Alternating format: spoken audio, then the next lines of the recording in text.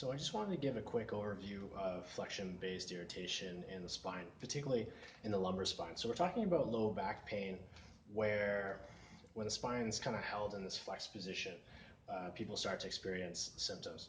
So typically what I'm going to see are my office workers coming in reporting low back pain with prolonged sitting, particularly in poor posture.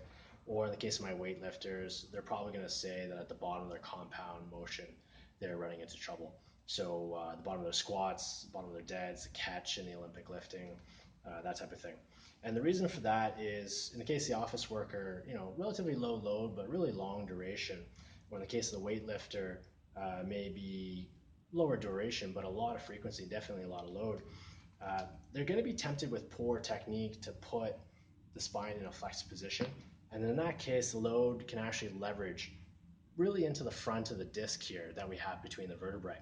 And with that, it can actually create a backwards bulging effect. Now, if that bulges out backwards enough, we're going to have what we see here as our classic disc herniation, where it's actually starting to come out of the spine. And that's going to create a lot of discomfort, but also if it comes up against the nerve, we can actually start to feel the symptoms down the leg associated with that nerve root. And that's going to be your classic sciatica kind of presentation. So what we're looking for is just for the patient to understand that the more time they're spending in those kind of deep flex spine postures or sitting with poor mechanics, probably the more irritation they're going to have, just because what that represents on the spine is further provoking the condition.